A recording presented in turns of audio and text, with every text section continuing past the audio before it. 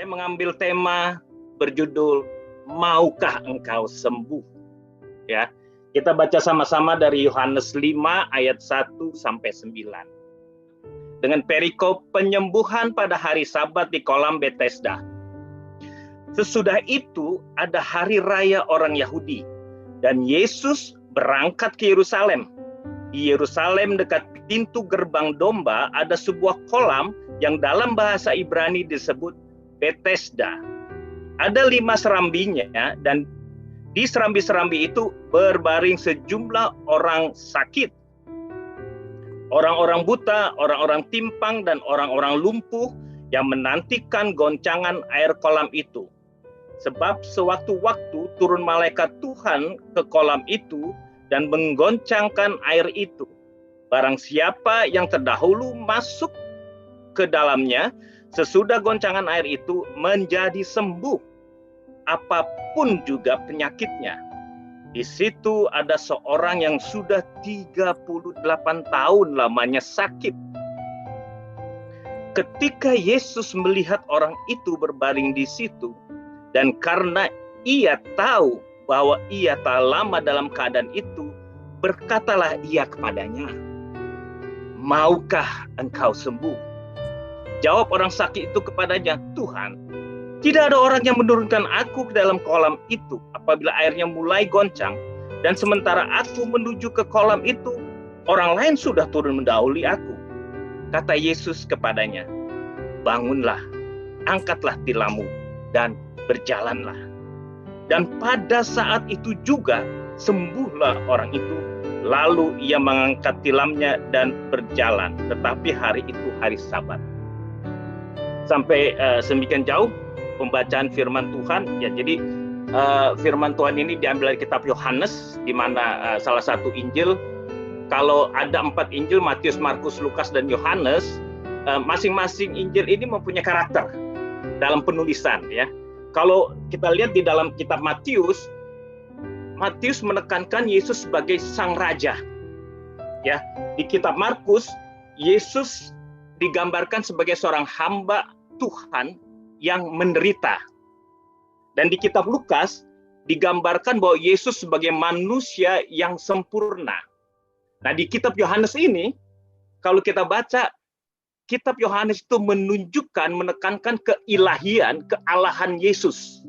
Makanya dalam Yohanes 1 ayat 1 dikatakan, pada mulanya adalah firman, dan firman itu bersama-sama dengan Allah, dan firman itu adalah Allah. Itu menunjukkan status ketuhanan, kealahan Kristus.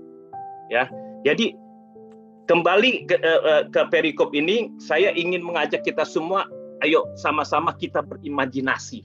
Kita berimajinasi bersama, kita kembali kepada zaman Yesus waktu itu. Jadi waktu itu Yesus dikatakan bahwa sesudah itu ada hari raya orang Yahudi, tidak dikatakan hari raya apa, tapi itu jatuhnya pada hari Sabat. Ya, sehingga Yesus tidak dikatakan juga secara eksplisit bersama murid-muridnya datang ke Yerusalem. Di Yerusalem ini ada banyak gerbang. Ya, Yesus masuk ke dalam namanya satu gerbang domba. Di situ ada gerbang mata air, ada gerbang kuda, ada beberapa gerbang lama. Ya, jadi ada beberapa gerbang. Ya, tapi Yesus masuk melalui gerbang domba. Ya. Melalui di gerbang domba itu ada suatu tempat yang namanya Bethesda. Itu adalah sebuah kolam, ya, tempat orang biasa mandi ataupun baptis di situ. Tapi dia bukan tempat kolam untuk air minum, tapi untuk mandi atau baptisan. Dan di sekitar kolam itu ada serambi. Ya, Bethesda dalam bahasa Ibrani, Bet artinya rumah. Kemudian Chesed artinya mercy, kemurahan. Jadi Bethesda artinya house of mercy, rumah kemurahan hati. Ya. Jadi di situ ada 5 serambi, di mana atau pelataran, ya, di mana di situ banyak berkumpul baik gelandangan, nomaden, yang orang yang kekurangan, mereka tinggal di situ bersama juga orang-orang sakit yang ada di situ. Dan konon cerita bahwa kolam Bethesda itu sewaktu-waktu airnya bergejolak. Kenapa? Dikatakan di sini bahwa sewaktu-waktu malaikat Tuhan turun. Ya. Kemudian terjadilah mujizat. Setiap orang yang pertama kali masuk ke dalam kolam itu pasti sembuh, apapun penyakitnya. Jadi kayak obat panacea, ya disebut obat panacea itu, obat itu menyembuhkan segala penyakit. Demikian juga kolam itu. Ya, orang pertama masuk sembuh. Ya. Kemudian Yesus berjalan, ya, di serambi itu, melewati serambi itu. Kemudian dia melihat seseorang yang sakit terbaring. Ya, kenapa dia mampir ke orang itu? Dia melihat kenapa Tuhan Yesus tidak menyembuhkan semua orang yang ada di serambi itu. Tidak, dia hanya melihat pada seorang itu. Karena dia tahu bahwa orang itu sudah mengalami penderitaan sakit selama 38 tahun. Kalau bahasa Inggrisnya dia katakan sakit itu infirmity. Infirmity itu sakit, suatu kelemahan fisik. Ya, jadi atau bisa dikonotasikan sebagai lumpuh. 38 tahun, coba saudara-saudara kekasih bayangkan. Dia berada di situ selama 38 tahun dengan kondisi yang lemah, tidak berdaya. Kalau dia umurnya 40 tahun, berarti dari umur 2 tahun dia sudah di situ. You can imagine betapa menderitanya. Orang tersebut tidak bisa pergi kemana-mana. Tidak bisa pergi ke mall, tidak bisa jalan-jalan.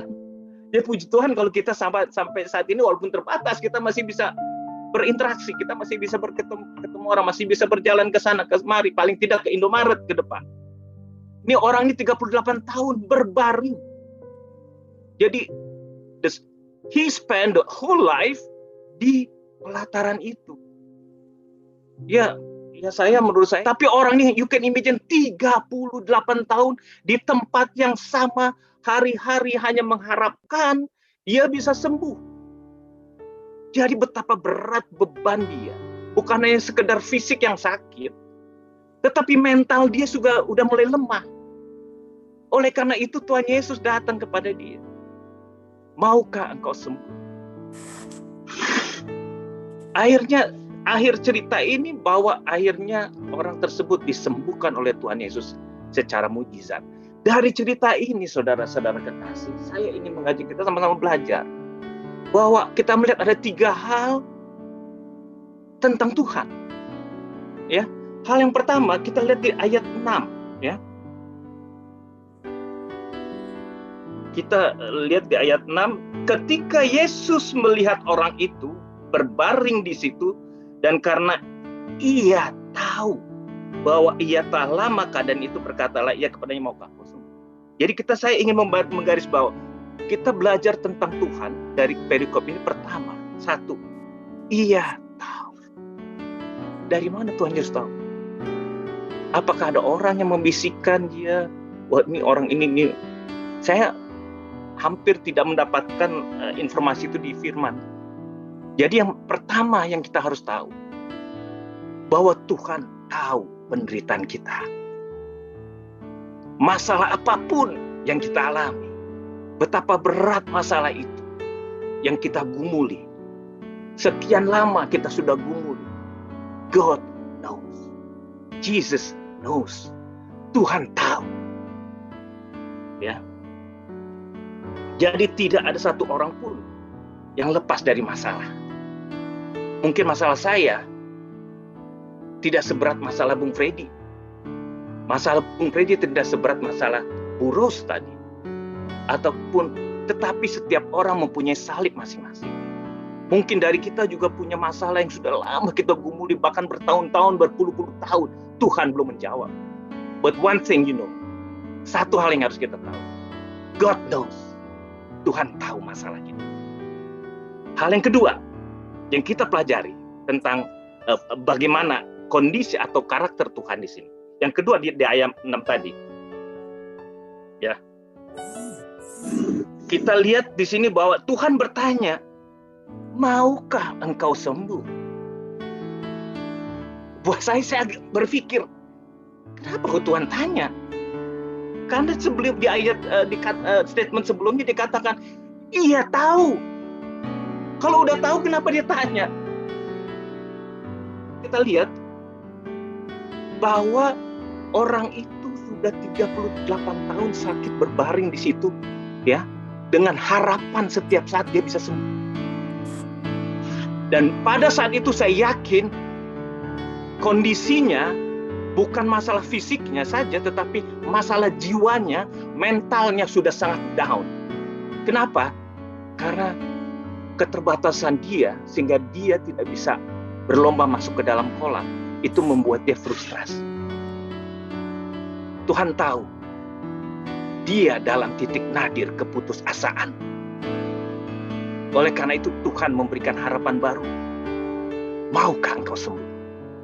Jadi pertanyaannya bukan berarti Tuhan tidak tahu, Tuhan tidak mau, tapi Tuhan ingin memberikan kepada dia suatu harapan. Artinya apa? Di dalam Tuhan selalu ada harapan. Amin. Tuhan selalu memberikan kita harapan dan tidak pernah kecewa. Tuhan tidak pernah mengecewakan kita. Jadi dua hal. Hal pertama, Tuhan tahu masalah kita. Hal kedua, Tuhan selalu ada harapan di dalam Tuhan. Yang ketiga tentang Tuhan. Kita baca ayat 7. Jawab orang sakit itu kepadanya, Tuhan, tidak ada orang yang menurunkan aku ke dalam kolam itu. Apabila airnya mulai goncang, dan sementara aku menuju ke kolam itu, orang lain sudah turun mendahului aku. Jadi lucu. Jadi Tuhan tanya kepada orang itu, maukah engkau sembuh? Lalu orang itu bilang apa? Ini adalah pertanyaan simple. Yes, no questions. Pertanyaan iya atau tidak. Oh ya, Tuhan, saya mau. Selesai urusan. Tapi dia tidak menjawab itu. Dia menjawab bahwa Tuhan, tidak ada orang yang menurunkan aku ke dalam kolam itu. Apabila airnya mulai goncang dan sementara aku menuju ke kolam itu, orang lain sudah tutup. Artinya apa? Orang itu mengharapkan Tuhan Yesus membantu dia untuk menolong dia masuk ke dalam kolam pada saat air bergoncang. Ya, dia terfokus selalu kepada masalah dia supaya ada orang yang bisa menolong. Tuhan mengatakan, maukah engkau sembuh? Tuhan, aku ini gak ada orang yang bantu. Artinya secara implisit dia minta tolong sama Tuhan Yesus. Tuhan, tolong dong aku, bawa aku nanti ke air.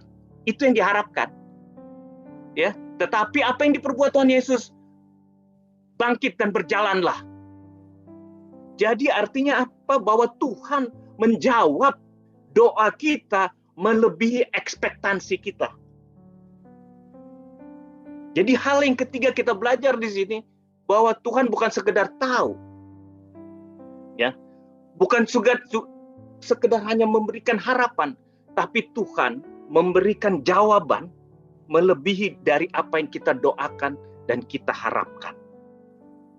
Ya, jadi kalau kita baca di dalam kitab Efesus, benar apa yang dikatakan kitab Efesus 3 ayat 20.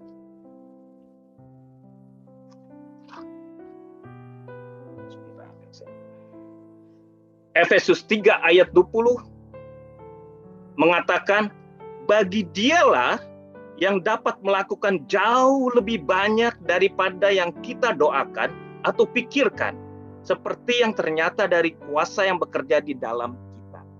Jadi apa yang dilakukan Tuhan Yesus itu adalah penggenapan dari kitab, bahwa benar firman Tuhan ini, bahwa Tuhan memberikan jauh melebihi ekspektasi kita.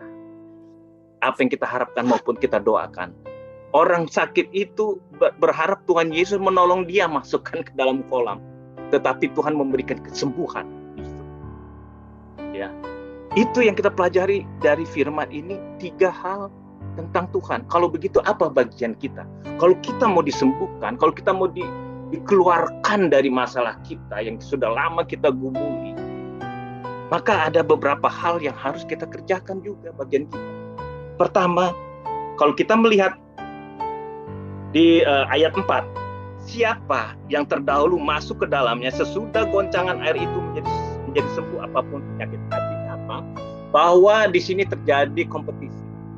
Bahwa di sini terjadi siapa cepat dia dapat. Ya, artinya apa? Di dalam situasi yang sangat tidak memungkinkan, yang sangat terbatas, di mana orang sakit berlomba untuk mau sembuh, artinya mereka apa? Mereka menjadi selfish, mereka menjadi egois. Mereka tidak peduli lagi dengan yang lain. Mereka bahkan saling injak-menginjak, dorong-mendorong, bahkan saling mungkin pukul-memukul untuk bisa masuk. Demikian juga dengan kita, pada saat kita ada masalah pun, mungkin kita terlalu egois. Hanya memikirkan masalah kita, nggak peduli dengan orang lain. Itu tidak seperti yang diajarkan oleh Tuhan Yesus.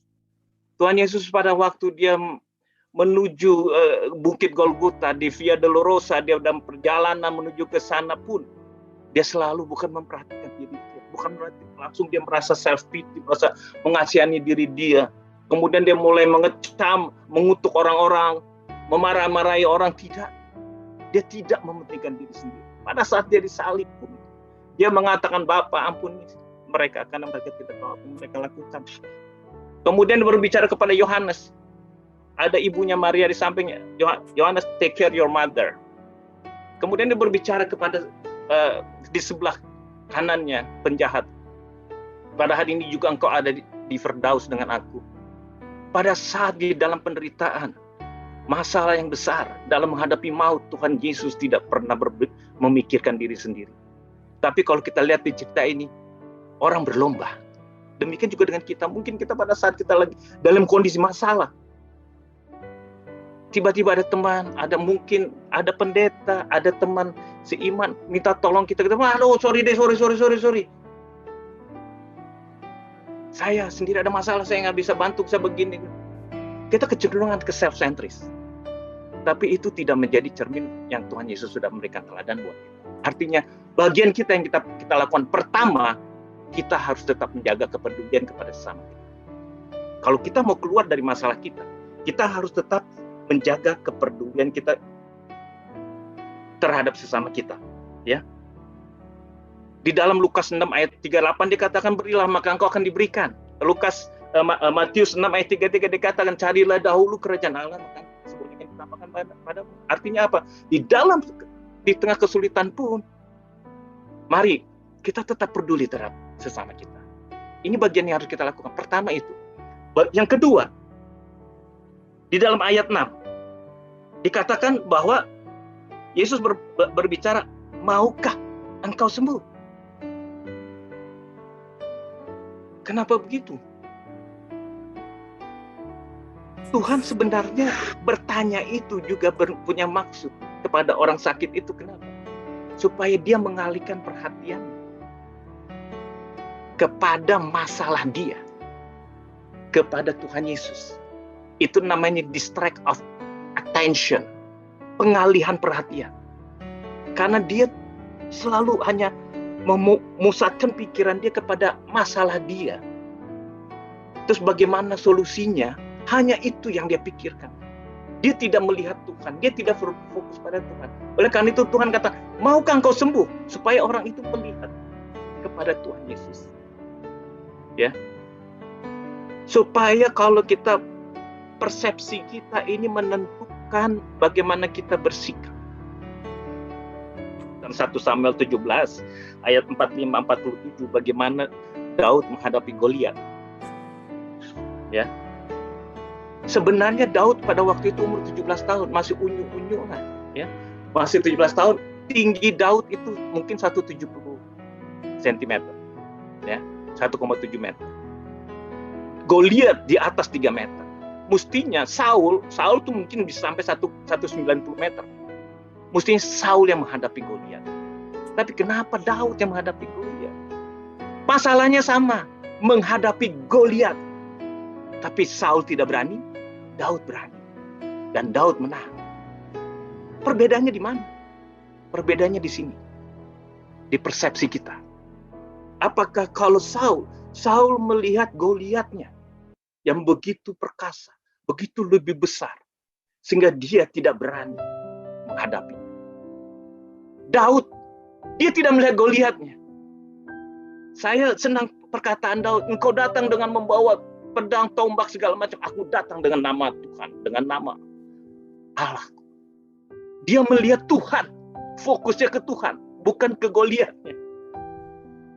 Jadi walaupun badan dia lebih kecil, Tapi kan dia melihat Tuhan, bukan melihat Goliatnya, maka dia dapat mengatasi Goliat itu. Demikian juga dengan kita, saudara kasih. Kalau kita hanya terfokus kepada penyakit kita terfokus pada masalah kita yang begitu besar, maka kita akan tenggelam dengan masalah kita, dengan penyakit kita. Tapi kalau kita melihat Tuhan yang di atas segala penyakit, yang di atas segala masalah, maka masalah penyakit itu akan menjadi kecil. Dan pasti kita semua mengalami masalah, tapi jangan kita terfokus kepada masalah itu sehingga masalah itu menjadi lebih besar daripada Tuhan. Sehingga kalau kita melihat pada masalah itu, maka kita akan tenggelam di dalam masalah itu. Tapi kalau kita fokus kepada Tuhan, maka masalah itu menjadi kecil. Dan kita pasti menang atas masalah itu. Itu hal yang kedua. Jadi hal yang pertama tadi adalah kita tetap memberikan kepedulian walaupun kita dalam masalah. Yang kedua, kita fokus kepada Tuhan, bukan kepada masalah. Yang ketiga, di ayat 7, ya, orang ini selalu berkata, jawab, Tuhan, tidak ada orang yang menurunkan aku ke dalam kolam. Itu apabila airnya mulai goncang, dan sementara aku menuju ke kolam itu, orang lain sudah turun mendahului aku. Jadi orang ini hanya menyalahkan keadaan, keterbatasan, menyalahkan orang lain, ya. Jadi dia tidak bisa keluar dari masalah itu. Oleh karena itu stop. Hal yang ketiga, jangan pernah menyalahkan apapun pada saat kita mengalami masalah. Jangan menyalahkan suami kamu, jangan kita menyalahkan istri kita, jangan menyalahkan anak-anak kita, jangan menyalahkan teman kita, teman sepelayanan kita, jangan menyalahkan pendeta kita. Mana nih pendeta nih, kok udah doain, udah urapan, udah sebasa kuyup, kok saya nggak sembuh-sembuh. No, come on. Ya, kita harus tetap berfokus kepada Tuhan dan kita tetap beriman pada, percaya. Jadi stop blaming others. Jangan berhentilah menyalahkan keadaan. Ya, itu hal yang ketiga. Yang keempat, yang harus kita lakukan di dalam ayat 5, ya. Itu dikatakan bahwa di situ ada seorang yang sudah 38 tahun namanya sakit. Artinya dia 38 tahun harus menanti kesembuhan. Jadi di sini dibutuhkan apa? Kesabaran dan ketekunan. Ya, dalam Roma 12 ayat 12. Roma 12 ayat 12. Roma 12 ayat 12 mengatakan sebagai berikut. Bersukacitalah dalam pengharapan, sabarlah dalam kesesakan, dan bertekunlah dalam doa. Jadi kalau kita lihat bahwa orang sakit itu 38 tahun terus berharap akan kesembuhan. Dia sabar, dia teguh, dia tidak putus asa. Dan di dalam kesulitan kita apapun, kita bisa kehilangan apapun. Tapi satu yang tidak boleh kita hilang, harapan. Ya, kita tidak boleh kehilangan harapan. Pada saat harapan itu hilang, maka sebenarnya kita hidup tapi sudah mati. Ya, jadi intinya bahwa bagian kita yang keempat adalah kita harus sabar dan bertekun dan tidak pernah putus asa. Karena kita harus yakin bahwa segala sesuatu di bawah kolong langit ini tidak pernah kekal. Ya, semua pasti ada waktunya. Ada lagu badai pasti berlalu, ya. Jadi itu yang harus kita ingat. Pasti badai ini berlalu. Yang kelima, yang terakhir, apa yang kita harus lakukan? Ya kita lihat di ayat 8. Masuk ke ayat 8.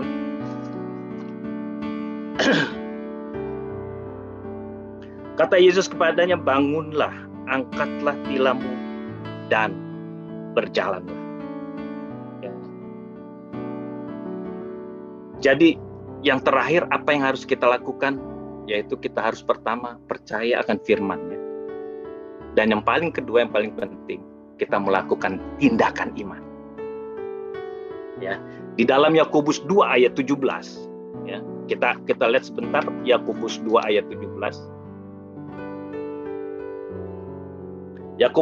Yakobus 2 ayat 17 mengatakan demikian juga halnya dengan iman. Jika iman itu tidak disertai perbuatan, maka iman itu pada hakikatnya adalah mati.